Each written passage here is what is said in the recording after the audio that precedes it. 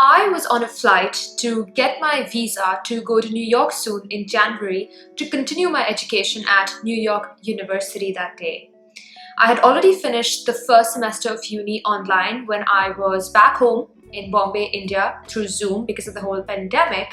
And so when I was seated on this flight to actually dream of going to New York, I felt very grateful but also excited and anxious all at the same time because I was finally going to New York, this new foreign city where I knew absolutely no one, but I knew that I was going to study at a university that I was very proud to be at. And so while I was seated in that plane, well, I had an idea.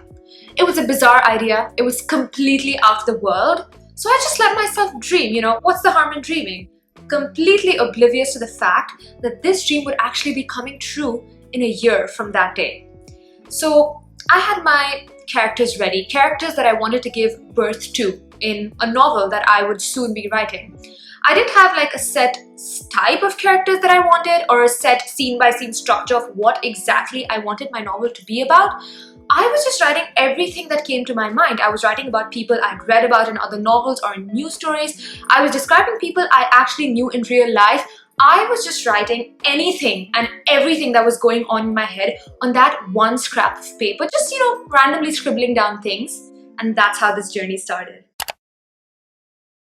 I realized that the B-roll I'm showing you guys right now as I speak has absolutely nothing to do with me actually struggling to write this book down, but that's just because I did not film any of my writing process. And that's not because I didn't care or I was lazy or I was procrastinating or anything like that, but that's solely because I did not have a publisher and an editor at that time, and I truly did not believe that this novel was ever gonna happen. Like, it was not a possibility in my head. So as a result, I was doing the bare minimum into actually writing this book. I was not working as hard and I was not as focused as I usually am for doing other things like running this YouTube channel or writing my other assignments and plays and whatnot. That was not happening with me at that time.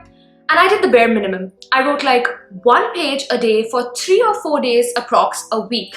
And that's pretty much it.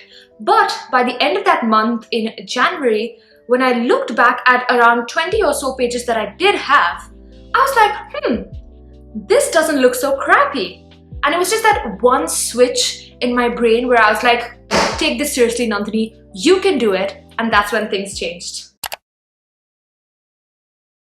And so in the next 6 months, I just got down to it and wrote the damn thing. Throughout this whole process, I can't emphasize the amount of times I have doubted myself, I have cried myself to sleep, I have phoned friends and ranted to about this because, let's just be frank, there have been just too many of those things. But I have given my absolute best, my everything in every literal sense to write down this story for you guys, to read, to hear, to feel, to breathe, to live. It's like my baby. And so in August, I finally had this editor and a publisher and this whole fantastic team who was ready to work with me and poured their all efforts into making my dream come true.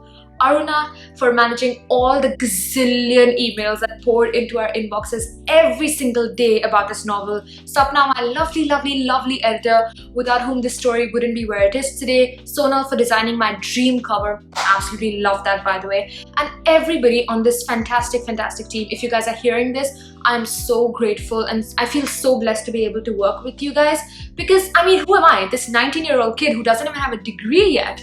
And here I am, working with these professionals who are helping me become a better writer. This book, my baby, Daughter of the Night, is out now. I'll make more videos on my writing and editing process, everything about the publishing industry, how to become a writer, a student writer especially if you want to, and stuff like that. But right now, this book is about Leila. She's a journalist who is initially based in Lahore, Pakistan, and then she travels to Udaipur, India because she's landed sort of an international reporting project.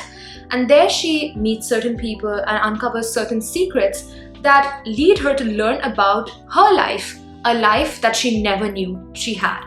So there's a bit of everything in here. There's family's comfort, there is history, there is uncertain times, and not to give it away, but trauma.